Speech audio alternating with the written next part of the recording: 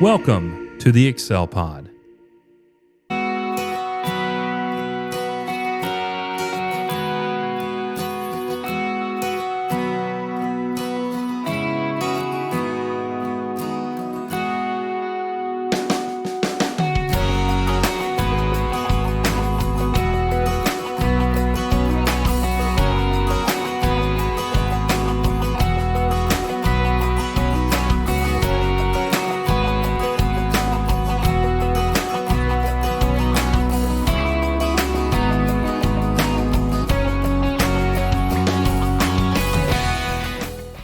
Welcome to Season 3 of the Untied Podcast, where we unravel the knots of life with faith, wisdom, and encouragement, because together we're here to untie from tradition and embrace truth through powerful Bible teaching. My name is Garrett Bernethy. I'm one of the hosts of this show, and I'm here with one of my very good friends, Corey Sawyers. Corey, how in the world are you doing today? I'm doing good and glad to be back. Yeah, it feels like it's been a really long break, even though summer went by super fast.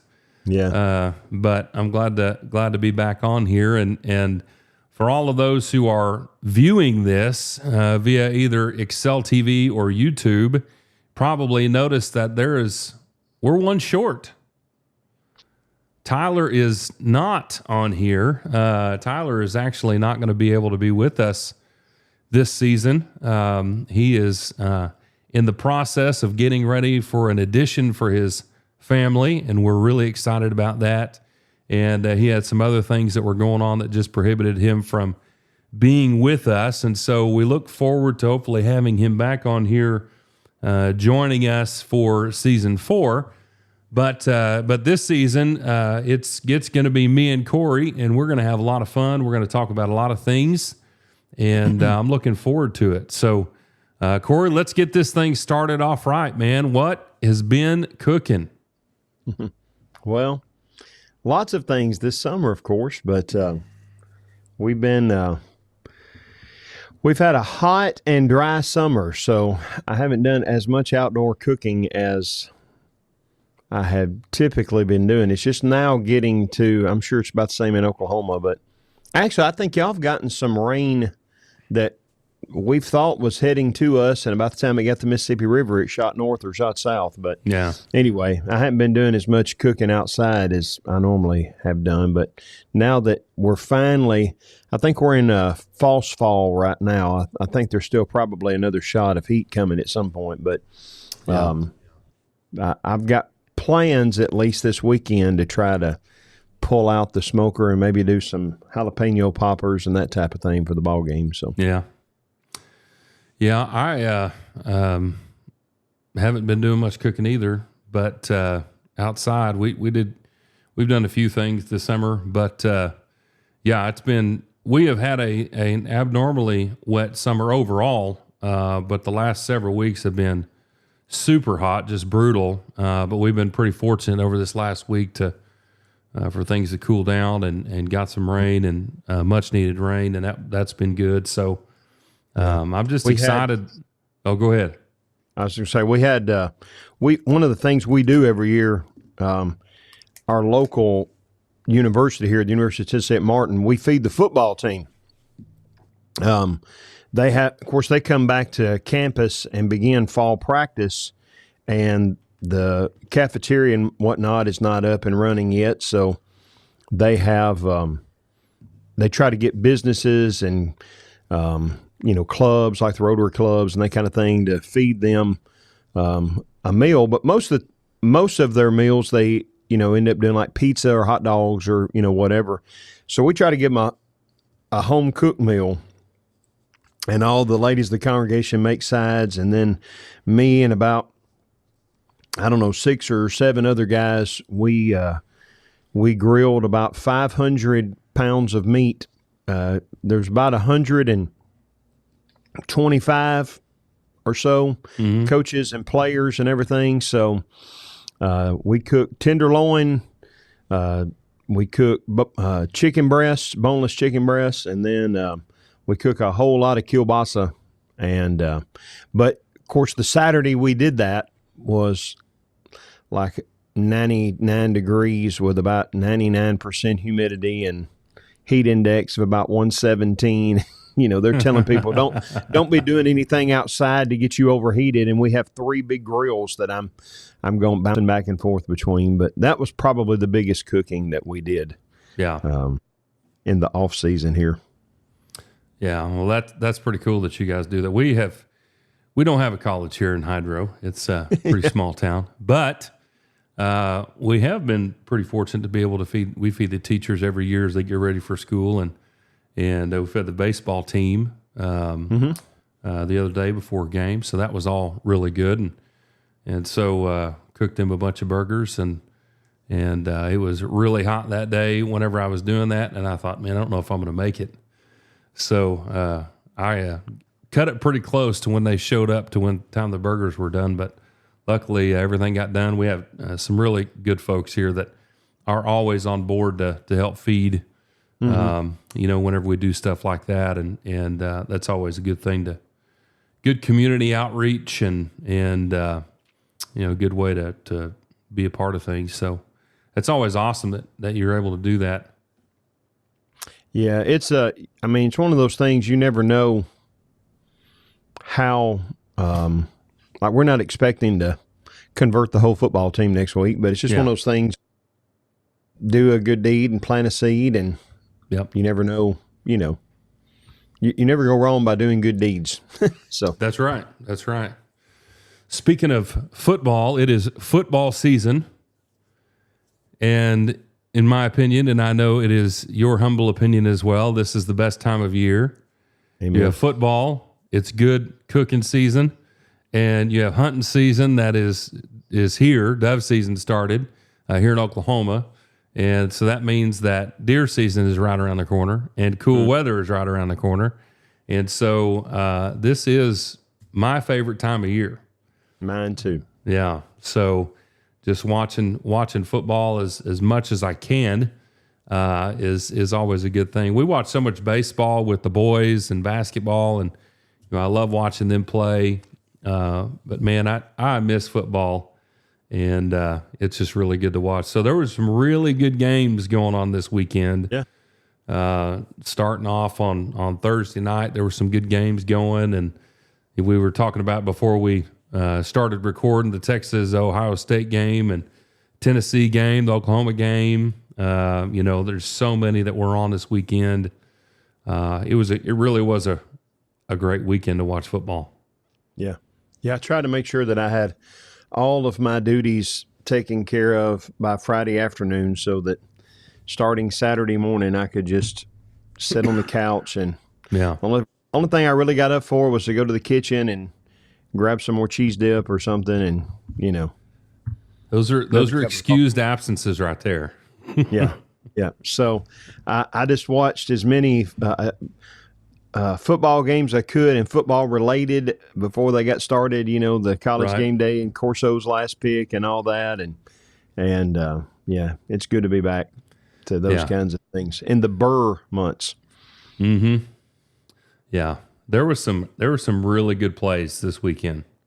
There were some unbelievable plays this weekend. I know during the Oklahoma game it was like this was a weekend of one-handed catches. Yeah. So Oklahoma is one of those. I guess that was probably the first one that I actually saw, and during our game against Illinois State, and we had a guy up on the sideline, and he did a one-handed catch. It was awesome. And then there was another one that was, it was during the Notre Dame game. Yeah. I'm trying to think who in the world Notre Dame played now. I've just gone blank. They play Miami. Miami, yeah, that's right. So I think it was the Miami player that had that one-handed catch. I believe it was in the end zone, and they tried to review it and call it back, but it was clear that he caught that. That was unbelievable. Yeah. So the Florida receiver catch, as much as I hate giving the Gators credit for anything, but the Florida wide receiver that was falling backwards and reached back and caught it one-handed. And then I saw yesterday somewhere a picture of him from the other sideline. They had zoomed in, and he was like this, but you could see his eyes were turned to the right, and he watched that ball all the way into his hand. It was pretty cool to, see the athleticism and whatnot. But yeah, I wonder if that's just a sign for how the rest of the year is going to go. These star moments, and we've got some big games ahead. yeah. So we've really actually got a player on our team named Star. No kidding. Yeah, he's a running back named Star Thomas. Awesome. Yeah. Awesome. There's some crazy names in football right now. In fact, I saw a picture, an image of some names, and we may have talked about this before. I don't know, but it was all the crazy names that are out there, and some of them are borderline inappropriate, but pretty cool with all the crazy names. But yeah, I saw an all name team the other day that had some really cool names on it. Guys that like a wide receiver for, I think, Purdue that's first name is Nitro. Like you want a wide receiver whose first name is Nitro. There was one dude that's name was like, I think he was a lineman. His name was Legend, was his first name. Oh, really? Yeah, and stuff like that. But well, we had one at Oklahoma. His first name was General. Oh, that's cool. Yeah, his last name though was Booty. So his name was General Booty. No kidding. And that sounds like somebody that lost a battle in the Civil War or something. Well, he came out of high school and was pretty, I don't remember how many stars he had or whatnot, but he was a pretty high recruited guy.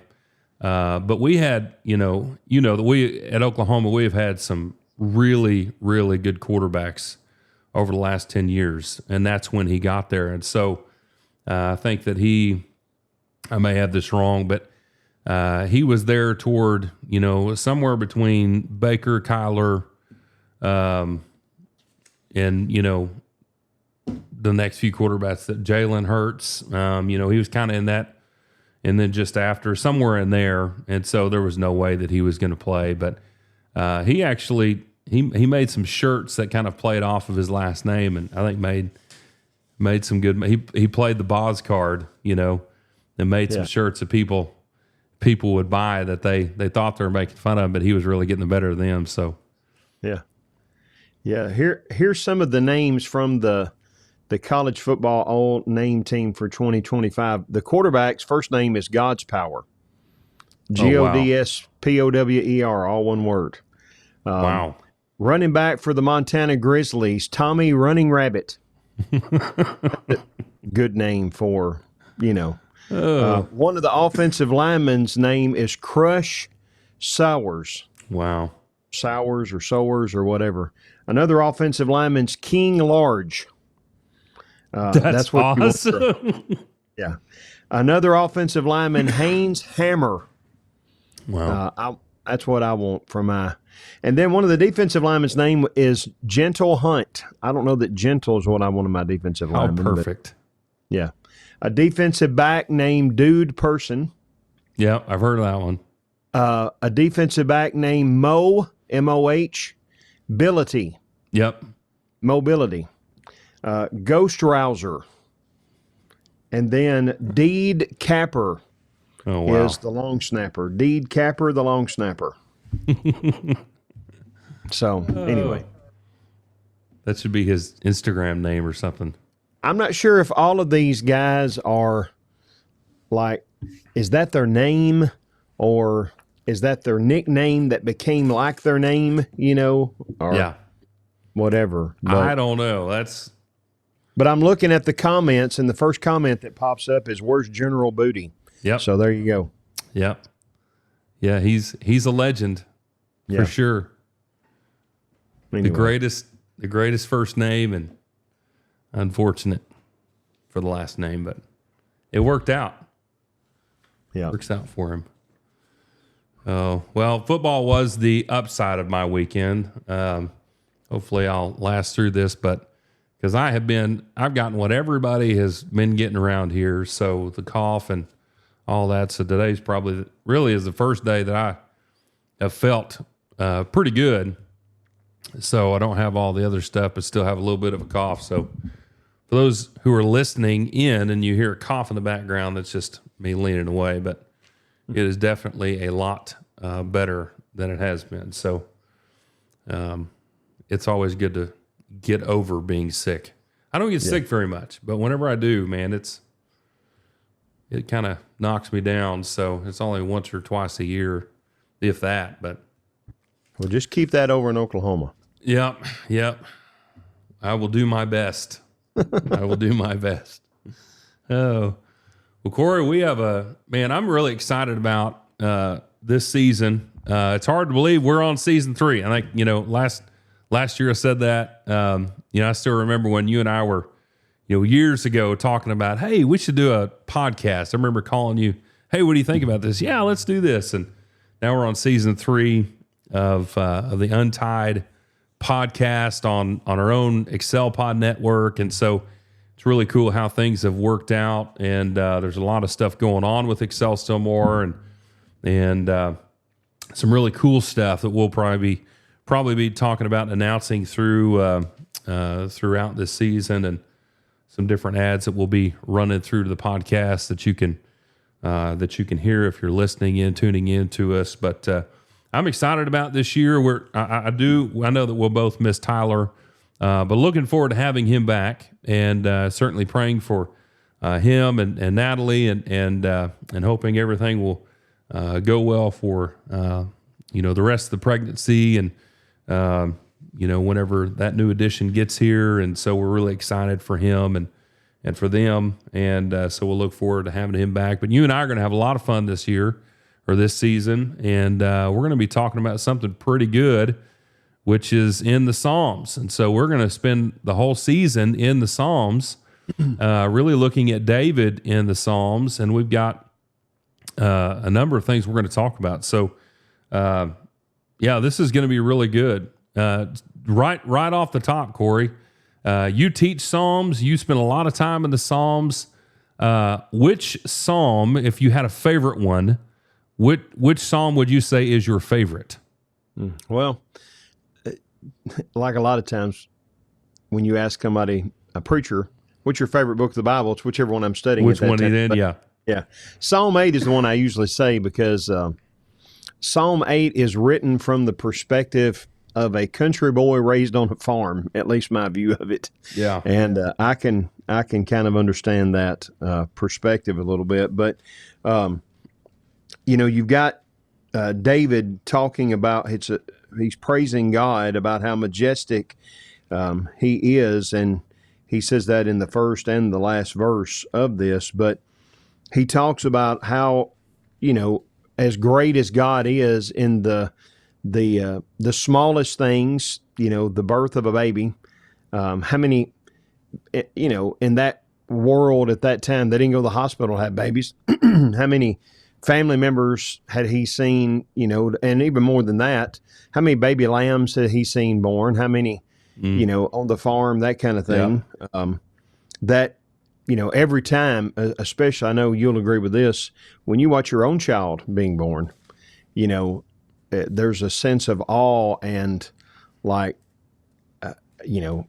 what God has done here is just remarkable. And then the biggest things, I imagine him sitting out like I did when we were growing up. We'd go camping, me and my brother, my cousin, and we'd go camping, and we'd lay around the campfire at night and looking up at the stars. And, when you live out in the country, I hate to brag, but I live out in the country. But when you live out in the country, you can see so many stars at night and on a clear night, and how David's looking up at them just like I've done as a boy, looking up at those stars and just can't even grasp how big the cosmos is that God spoke into existence, right.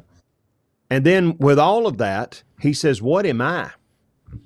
That when you think about how majestic and how powerful God is, who am I? What am I? That you would even think of me, much less put me in such an awesome position that I don't deserve as being, the centerpiece of your creation. And anyway, he goes on to talk about that. And of course, then the Hebrews writer is going to expand on that and give it a fuller meaning, of course, in Jesus. But one of our sister podcasts, we spent some time studying. I can't remember if that was Nate or if Matthew Hyatt was on there with Austin McCrickard and I, but we went through Hebrews' use of Psalm 8 and really broke that down. But that's my favorite psalm, probably. It's kind of a simple one, but I think that's what makes the Psalms so wonderful. And there's some depth there, but they're also, it's kind of. I read some at some point about the Gospel of John that it's shallow enough that anybody can wade in it, and it's deep enough that an elephant can drown in it. Well, that's kind of like the Psalms. It's the kind of reading that you can just sit under a shade tree and just read it and appreciate the beauty of the Psalms and the message of the Psalms. But the deeper you dive into it, even more so what it's going to mean to you. Yeah. So what's your favorite? Well, I was thinking about that. Psalm 8 really is a great psalm. After going through a deep dive in Hebrews, I'm kind of like you. It's hard to say which one is your favorite, except for the one that you're actually in. But I'll tell you that after going through and especially right off the bat, and I've probably spent more time looking at this over the past several months, really the past year, than any other psalm it's really the first two chapters. And that's because in Hebrews chapter 1, you have a whole, kind of defining of who the anointed is, the Son is, and how that intertwines all over the place. And so, the big emphasis on both those chapters, one is, discussing the importance of, the Word and how it should apply to you and all of that. And then two is discussing, the King and to understand the great depth of who the psalmist is actually talking about, and how that has applied throughout the years. And this is probably why I say these two right now would be, kind of more my favorite right now because I'm in them, is because the depth of that has opened up so many things for me in understanding, kind of these dual meaning passages. Some might call them dual fulfillment, dual meaning. I mean, there's a lot of different things there, but to understand God's anointed and how He has seen and discussed them and how He feels about them and the I don't know if I want to say power, but the maybe it is power, rule, authority that He gives them. But at the same time, kind of stepping outside the Psalms. At the same time, when you look at the book of Proverbs, you really kind of see even Solomon's understanding at that point of how he understood his authority and to understand his place, within that chair, if you will. And so the amount of emphasis that he places on those two things, right off the top, you're like, okay, well, we're going more of a doctrinal way of this. Well, that might be true, but for me, being able to understand that in a more in-depth way and to dive more deeper in that, it makes so much more sense when you study Hebrews, when you look at passages and when Peter's writing, when you look at, when you're looking at Mount of Transfiguration, the baptism of Jesus, there's passages in Isaiah, there's all kinds of stuff that is laid out. And so Psalm 1 and 2 kind of connect themselves all over the work of the Bible. And so that's kind of been where I have been in kind of connecting those things and meditating on them, Psalm 1 and verse 2 and So that's kind of what I've spent my time more than anything on over the past probably 6 or 8 months. And so those two is what I've been in. And so they're probably more of my favorite. I love Psalm 51. That's probably the conversation from 2 Samuel 12 when David, recognizes his wrongdoing. And so that those words are just incredible. Sorrow, the repentant heart, after the realization of what he's done, Psalm 119, I don't know if you can leave that out, but Psalm 1 and 2 is where I've been. And I think once you open those two doors, I think you're the one who taught me that analogy, the doors that open up everything. Man, the depth of those two chapters or those two Psalms are just incredible.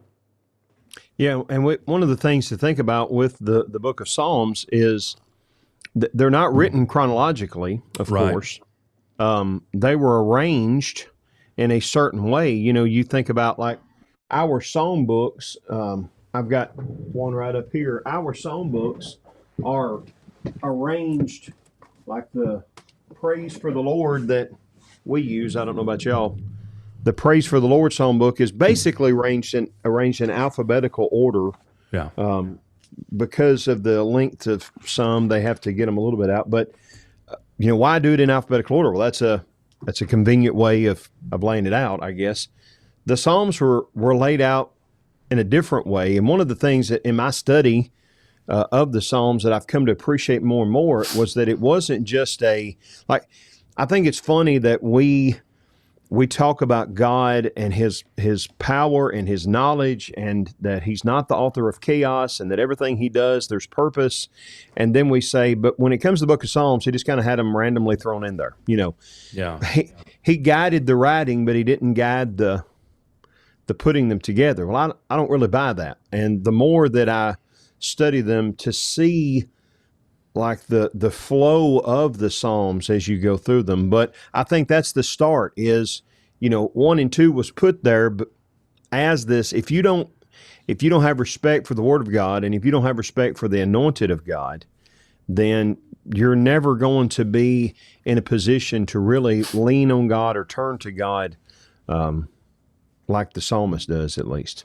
Yeah. And, we've kind of had this discussion before, but this season is we're going to be exploring kind of the David throughout the Psalms. And so there's a number of writers that we know of. There's a lot of them that we don't know. There's a lot of Psalms we don't know who wrote those. We'll cover those probably here shortly. But the overall theme, as we look at David within the Psalms is, we're kind of exploring David through the Psalms, but it's the idea of the blessed man. And so, Psalm 1 and verse 1, how blessed is the man that does not walk in the counsel of the wicked, nor stand in the path of sinners, nor sit in the seat of scoffers, but his delight is in the law of the Lord, and he meditates on it day and night.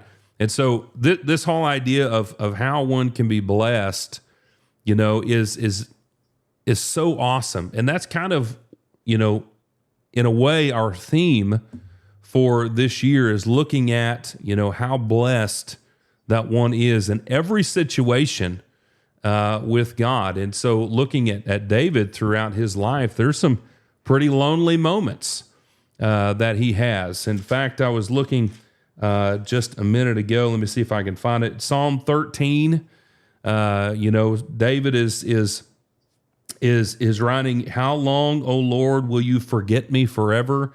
How long will you hide your face from me?" This is a very lonely moment.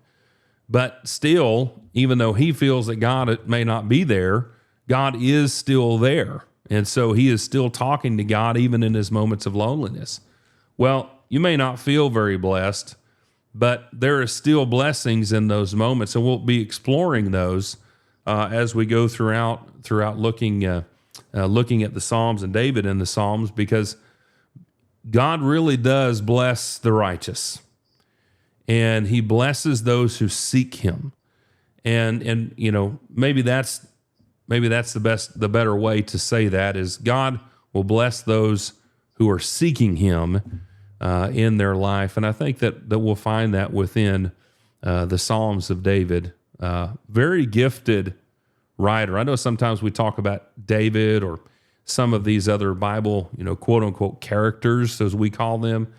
We kind of see them in a different light, but David was just like us, and he had real emotions like we have, but he was such a gifted writer, an inspired writer, but very gifted and very in tune with his spirituality, very in tune with his heart, very in tune with his feelings. And so I think there's a lot that we can learn from him.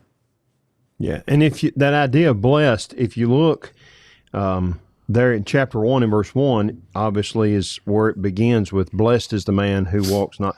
And then if you jump down to the end of chapter 2, yep, it's almost like it's a bookends for the two Psalms.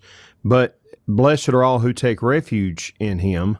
And then if you flip over to chapter 32, Psalm 32, he kind of helps define what that idea of, like, we think of blessed as getting, something or whatever, but the idea behind this word in the original language, and really the Greek equivalent in the New Testament, like with the Beatitudes, is happiness is what you'll hear people say a lot of times, but that's kind of a shallow interpretation of it. It's really someone who is God approved. And over in chapter 32, verses 1 and 2, he says, blessed is the one whose transgression is forgiven. So the one that's God approved is the one whose sin is forgiven. Blessed is the man whom the Lord counts no iniquity, and in whose spirit there is no deceit. So it's someone who is handling his sins and his activities in a God-approved way. And then you flip over to chapter 40, in Psalm 40 and verse 4, he defines it this way: blessed is the man who makes the Lord his trust, who doesn't turn to the proud, who don't go after a lie and all that, but who's putting their trust in the Lord. So, this is someone, again, it's a God-approved person, but it's someone who's handling his sin in the right way. It's someone who's trusting in the Lord. Well, that goes right back to what we're saying is the theme of Psalm 1 and 2, that are these doors you've got to get right in order to understand the book. Is if you have the right kind of view about the Word of God, you have the right kind of view of the anointed of God, then you're going to recognize sin is what separates me, and sin is defined by God's Word. Repentance is defined by God's Word. Righteousness is defined by God's Word. And I want that relationship with Him. I want to follow His anointed, so I'm going to do what He says in order to get there. Mm-hmm. Mm-hmm. I love how you pointed those out and defined that for us. I think that'll be a great help for those who are tuning in and watching us or listening to us in any way. But, every one of us, every person should have a great desire to be blessed by God. We really should. And there's a lot of different blessings that we'll, probably note, during our time in studying this, but there are a lot of blessings, right? Blessed people are receiving the blessings of God. And part of that idea is understanding what those blessings are. The blessing of forgiveness. That's a blessing. The blessing of His presence in your life, the blessing of His protection, His leadership. Being a follower of God is having that great deal of trust, like you noted over in chapter 40 and in verse 4. So the reality is that what we're going to find, and we'll spend more time developing this, is that there is nothing more important than the relationship that we have with God.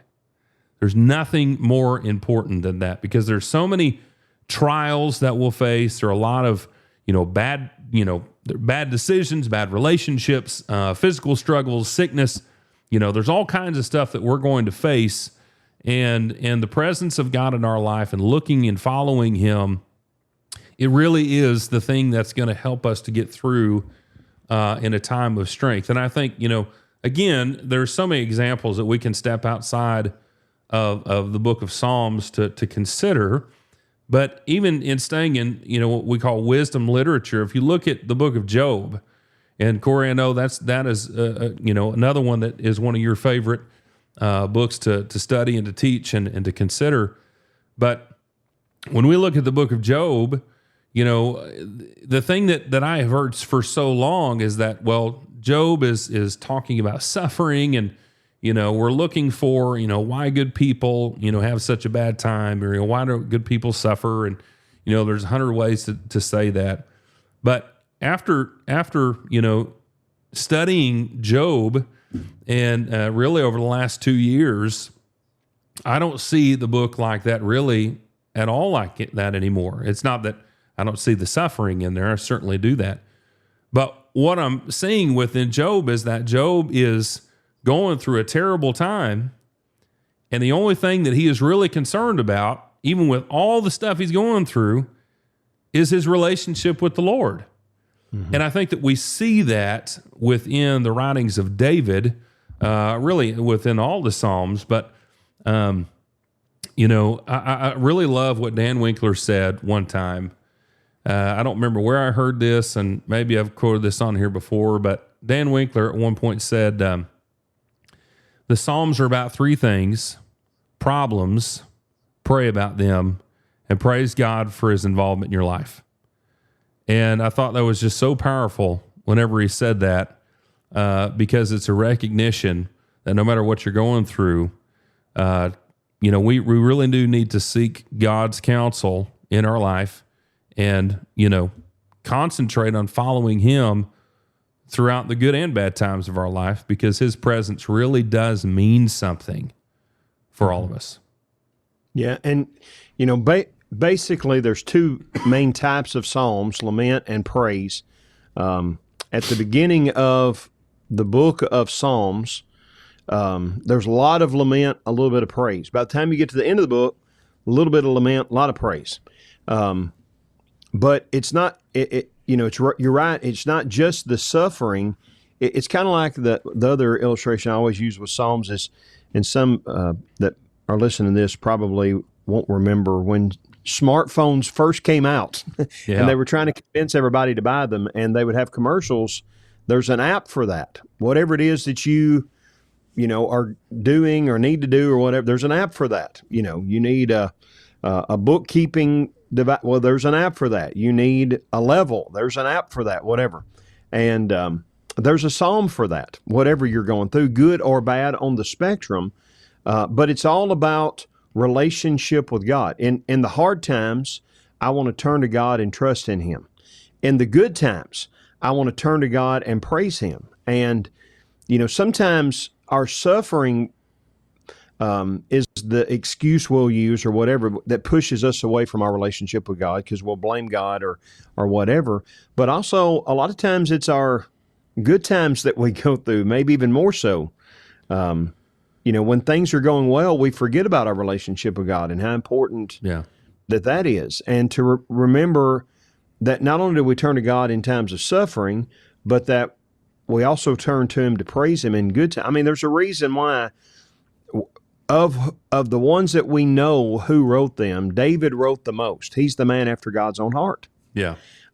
There's a reason that, I think probably a lot of them that we don't know who wrote was probably David as well. But there's a reason why, as far as we know, Saul never wrote a psalm, because Saul was focused more on himself than he was on his relationship with God. And so I think you're right in that it's all about, these are men of God, all of these writers. Some we know more about than others, but these are all men of God, and they're struggling with things, good and bad. So like in Psalm 73, you've got Asaph and the same kind of issues as in the book of Job, the righteous having suffering and the wicked having blessing, and it's confusing him. But then he goes to the house of the Lord and he understands it better. The last five Psalms in the book of Psalms is, there's all of these reasons.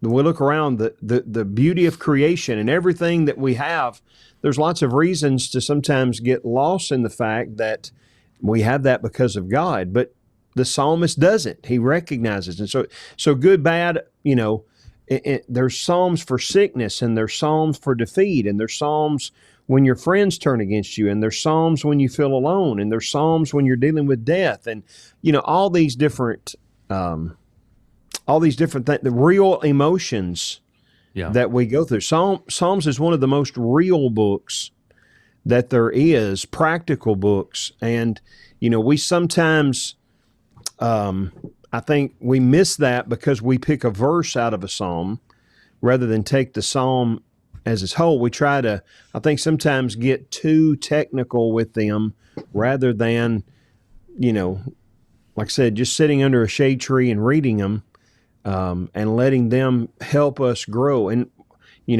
even praying those prayers, rewriting them in our own words and praying those prayers ourselves when we're going through things. But yeah. Talking about, with some of the things that you said, is kind of, more of the introduction kind of thing. Psalms probably is the most familiar or popular book of the Bible. And maybe you can make an argument for some others, possibly. Genesis, be very, popular if you're talking about, what maybe talked about the most or what people recognize the most, in the New Testament, John, would be a very popular, there's a lot of them that are, right? Philippians, a lot of people, look at certain verses in Philippians and they put that on everything. But Psalms really is probably the most popular that everybody would recognize or know or understand. But whenever you're kind of breaking down the Psalms, we've talked about the blessed man and how God's involved in your life and how we need to seek God. Well, when we look at, for those maybe tuning in for the first time, we sometimes we talk about key words. And keywords are just simply words that are used a lot. They're used, significantly more than any of the other words within a chapter or book, whatever. So as we look at the Psalms, there is a few things that really kind of stand out.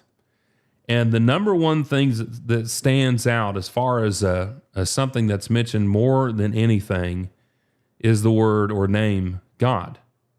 God is mentioned 4,563 times. So that's counting pronouns and everything. But yeah. So if you're wondering what the Psalms are about, that pretty much narrows it down.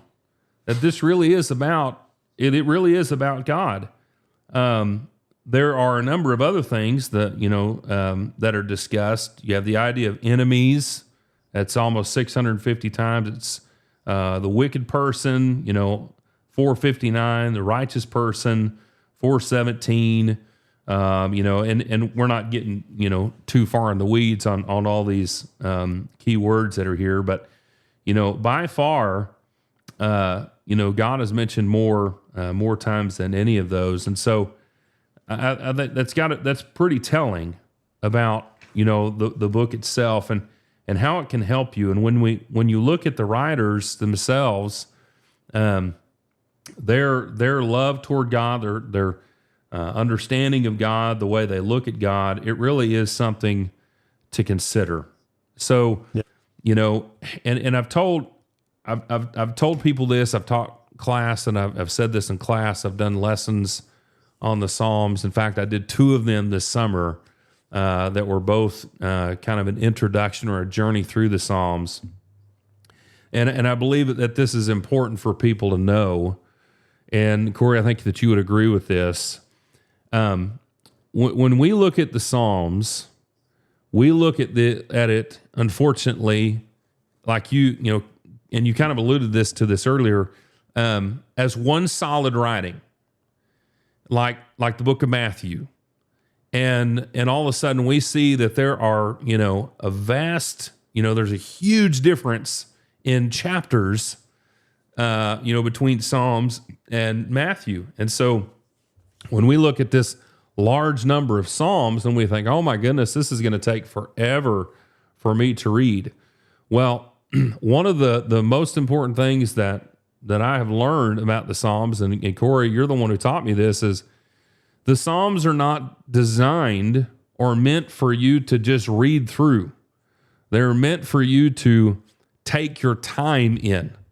And as you said earlier, the Psalms are not in chronological order. They're not, while some Psalms will go together, and some could possibly be a part one or part two, or maybe they're one Psalm and they're kind of separated. Those are things that we'll probably talk about, but they're not meant to be that way. They're meant to be individual songs, individual writings that are meant and designed for you to consider the overall message. And so, as we go throughout this season, our hope is that you will consider that idea that whenever you're going through the Psalms, pick one Psalm and spend time in it. Whether it's a week, a month, spend time in that one Psalm. Don't worry about the other ones.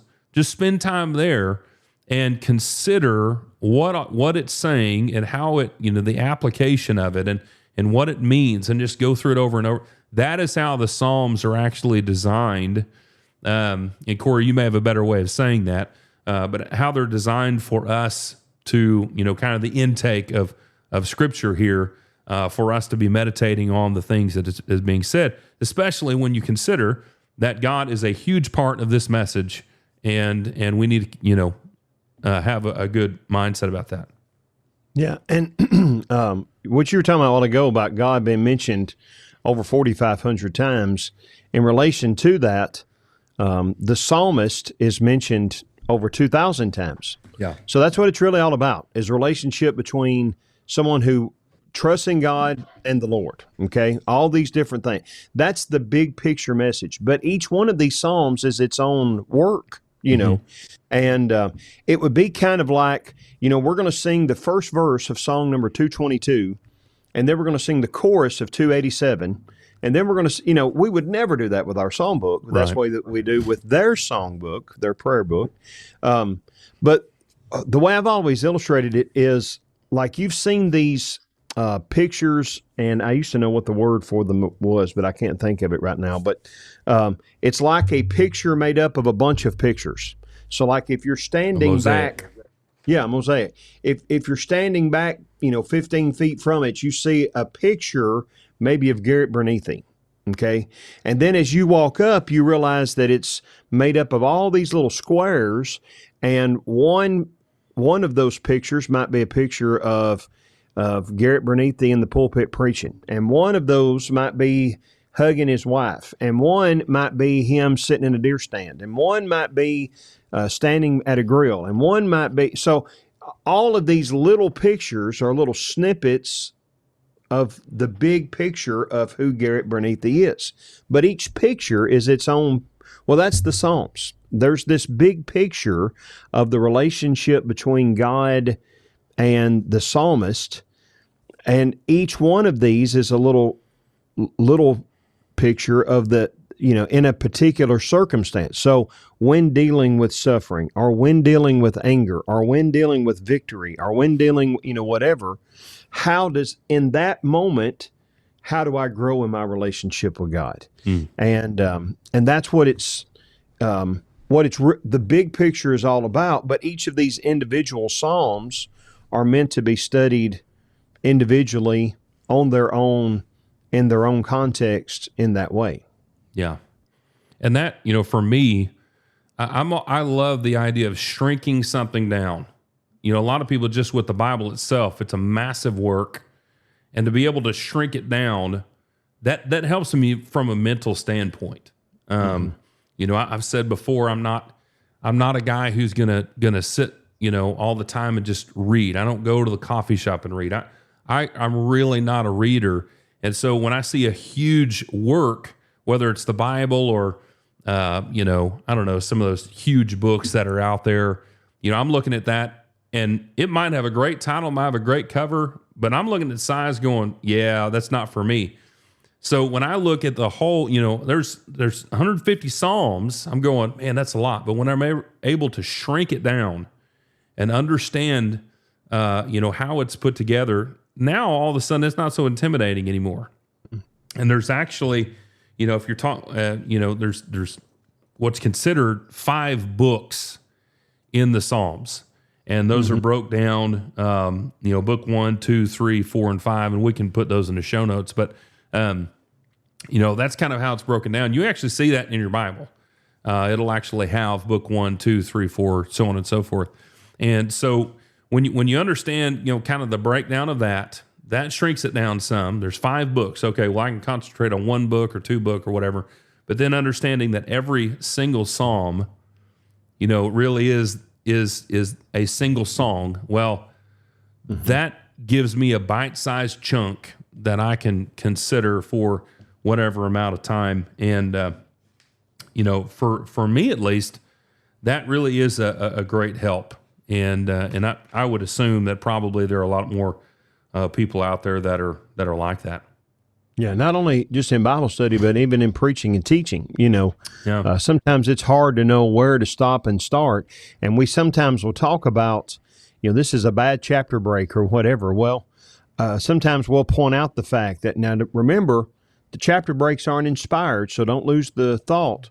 Well, right. Here they are, because, it's really a collection of 150. Now, like you said, there's a few exceptions to that, like Psalm 42 and 43, but the chorus that's repeated will help you to see that. But anyway, they're all their own kind of deal, and so I think that's where it helps us, but it also kind of frames the discussion or the mindset that we're taking into it is that I know I'm not trying, and Psalms is a big book. If you count the original words, it's the 3rd biggest book in the Old Testament. It's got, depending on how you count them, it's got more, sometimes people will count allusions to a text at, instead of quotations, whatever.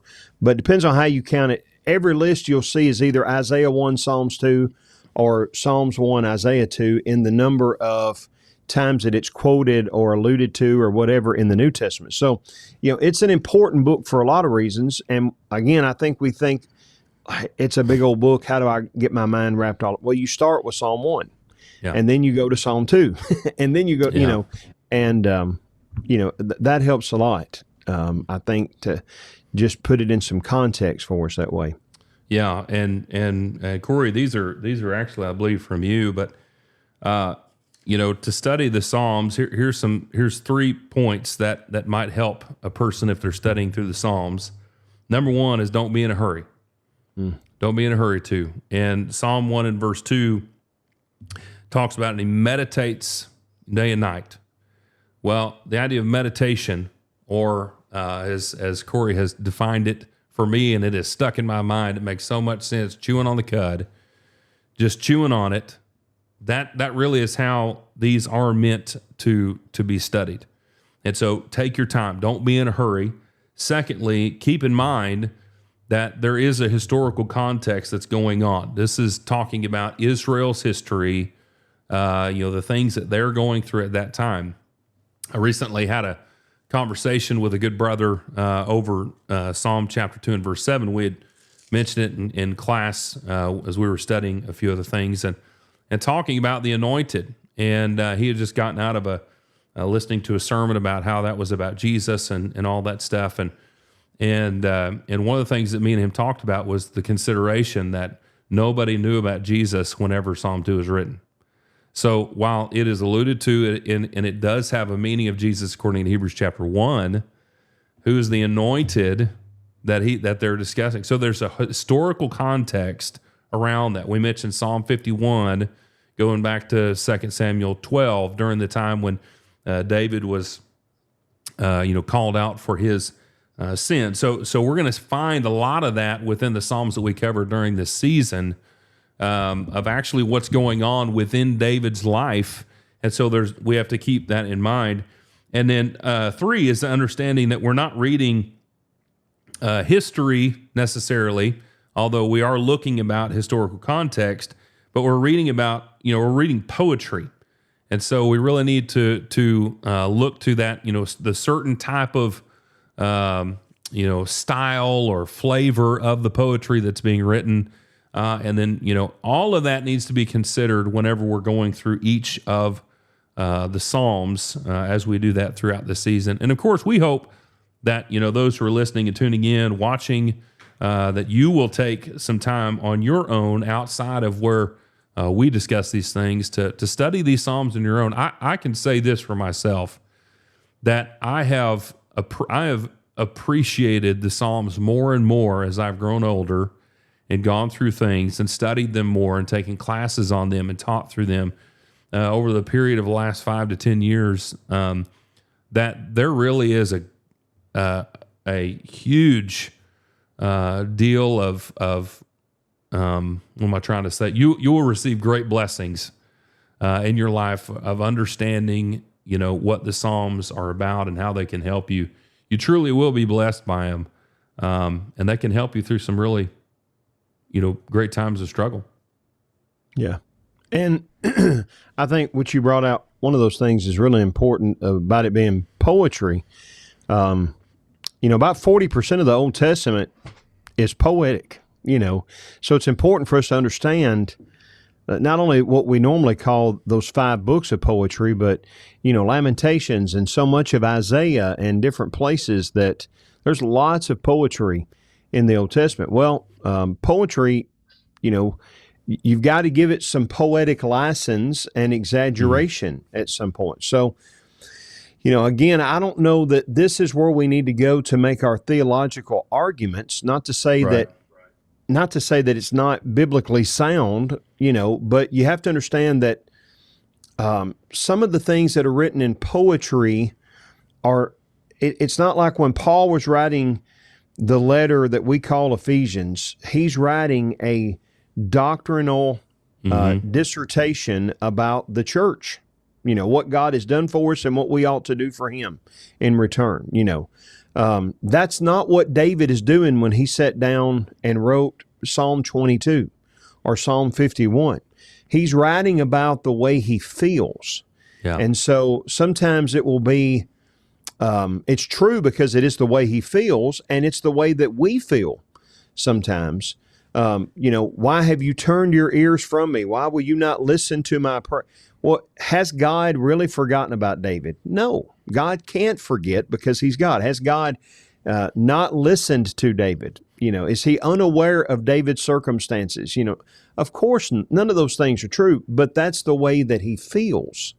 And we've got to understand that everything that is written in the Bible, and understand what I'm saying here when I say this, everything that's written in the Bible is not true.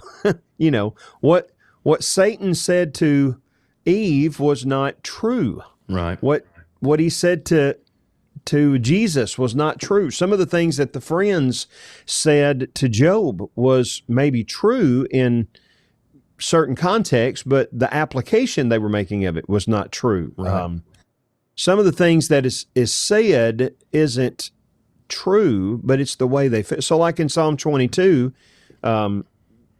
David begins, he's at some point in his life, he's feeling surrounded, and he begins Psalm 22, my God, why have you forsaken me? Yeah.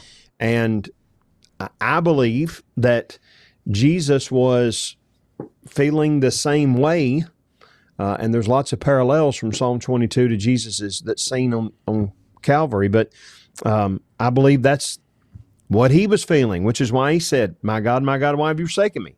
Hey, God really forsaken Jesus? Well, of course not. There's a whole lot of theological problems with God the Father forsaking God the Son and all that. But that's the way David felt. That's the way Jesus felt.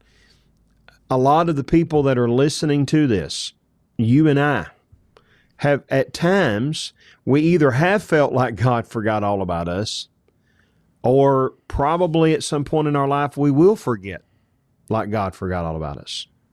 So how do we handle that emotion? Well, you go to Psalm 22 and you see how David works through that.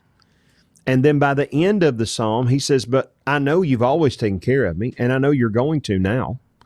And when you do, I'm going to praise your name to everyone, and everybody's going to know what a great God you are, Yeah. Well, that's being honest with God. Like some of the prayers that David is going to pray in the Psalms, if we were there, we would, move over to the side because we wouldn't want the lightning to hit us when it struck him, But God is evidently okay with that.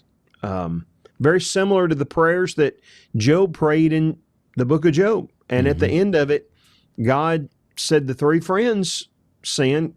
Job didn't, came to some wrong conclusions, but God's okay with that. And that's what he wants us to do when we deal with good times or bad or anywhere in between, is go to him to try to work through those things.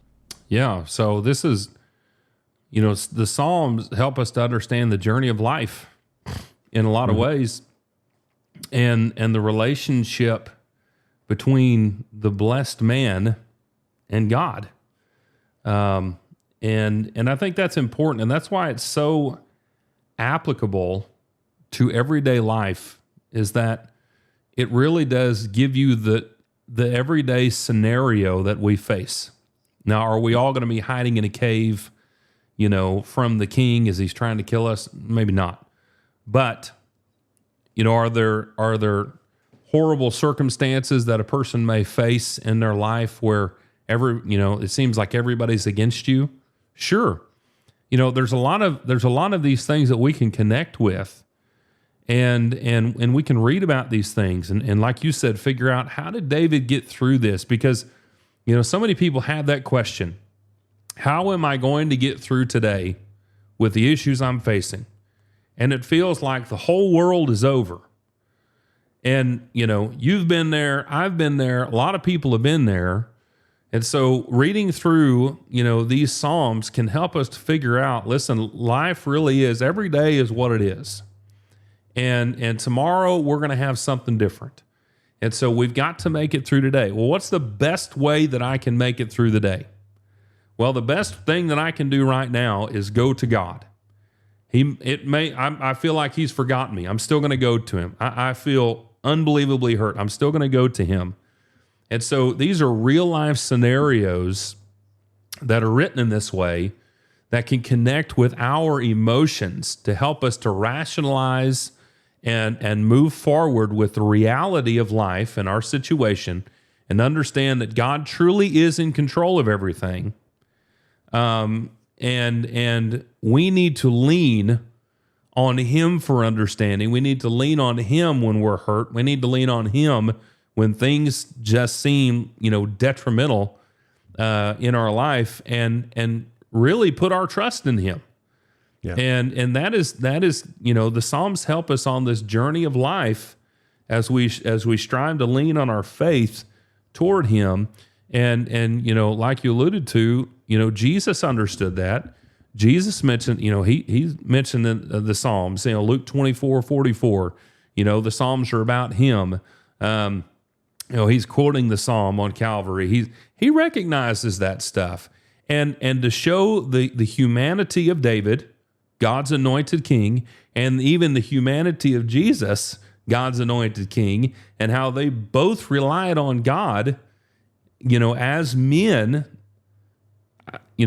I think that's a big deal. And it really can help us to get through a lot of different situations in life, and help us have the proper, put things in their proper place, if you will. Yeah. So, yeah, good and bad. Yeah. You look at places like Luke 6 and Matthew 14, places where Jesus, God the Son, goes up on the mountain to pray. Well, if there's times that God the Son needed to be alone to communicate with God the Father, you can bet your bottom dollar there's times that Corey, the imperfect son, needs to spend time with God the Father. And good and bad, whatever, a lot of times in our preaching and teaching, our application becomes you need to pray, you need to study. Well, what? Well, the Psalms is a great thing to teach people to pray and to study, to read. Yeah. Because, like I know and that when we're going through a hard time, or when we're going through a good time, or we're going through a troubling time, or we're going through a decision time, or whatever, we need to pray. But there's been a lot of times in my life I've known I need to pray. And I hit my knees and I bow my head and I close my eyes and I clasp my hands and my mouth comes open and nothing comes out because I don't know what to pray. Right. And the Psalms help us with that because David's going through the same things that we're going through. Different setting, different time, but same emotions that we're going through. And we can pray those prayers and we can see how that as he's praying those prayers, his mindset changed about certain things. Even the darkest of laments, singing the blues, ends in praise and trust. And it's because of that turning to God. So, we see what David does when Nathan comes to him after sinning with Bathsheba and says, "You the man." Mm-hmm. But what was he thinking? Well, Psalm 51 tells us what he was thinking, and how he processed that emotionally and mentally and spiritually that allowed those good and bad times not to drive him further from God, but pull him closer to him. Yeah. Yeah. And that's, maybe we can talk about this more later, but, Romans 8 is such a powerful place that helps us to understand God's role, if you will, in prayer, and how He has created, this communication for us, right? And how Father, Son, Spirit all work together in a way, and the Holy Spirit's there. He's understanding your heart, your mind, and so the basic idea of what he's saying there in 23 through 26 is that the things that you can't figure out how to say, he's gonna basically read your mind and tell God what it is, right? The things that you can't get out. However, the Psalms, while that might be true, the Psalms are showing us that we cannot use Romans 8 and what we learn from that as an excuse to not pray or to, not try to say anything. God has a great desire to know what's on your mind and what's on your heart. And we could say, well, He knows that. Well, of course He knows that. However, just because you know something doesn't mean you don't want them to tell you it. Mm-hmm. And so what we're going to find in these prayers that we'll look at as well, is that we really are, as you go through the Psalms, you're learning how to pray. You're learning how to express your feelings. You're learning how to express the things you're going through. And so prayer is, I think what we learned from this and elsewhere is that prayer is not easy. And prayer is something you have to work at. You have to work at it. You have to put some, initiative behind it. There's got to be purpose. There's got to be some intention behind the prayer. And I think that the more you pray, the better you'll be able to pray. And I don't mean, I'm not meaning, what words to use and how to use those words and, all that kind of stuff. That's out the door. But what I mean is working on your ability to be able to share what you need to share with God and being open enough and trusting enough that what you need to share with God, you're able to share with God. And so, when you mentioned, we probably wouldn't want to be around with something he said for lightning come down and strike him. If we've said it before on this show, if you're upset, you're frustrated, you're mad, you're sad, you're happy, give it to him and let him have what you need to say. He's got, lack of a better way to say this, he's got big shoulders. He can take what you need to say. He wants you to say it. And that really is the growth of that relationship. And so while we're taking this huge journey of understanding what the blessed man looks like, being God approved. This also does help us to learn more about our prayer life and how we can grow in that prayer life. Because the better your relationship is with God, the better your prayer life is going to be with God. And that's something that we can, that we can focus on more. Yeah. And the fact that God does want us to tell him, even though he knows, but also understanding that prayer is not about informing him as much as it is for our sake. And so, again, you look and see how that while David is praying those brutally honest prayers, how that just talking through that kind of helps him to come to a better conclusion, a better outlook, those kinds of things. And as we go through that, grow in our prayer life, our learning to be honest with God and not just saying the canned prayers of God, Garden Direct or whatever, but really in our individual prayers, being honest with God, it's for our good to help us to understand that there is someone that we can always talk to, and that's him, and help us work through the things that would trouble us, to keep us focused on him and actually grow in our relationship by the end of it. Yeah.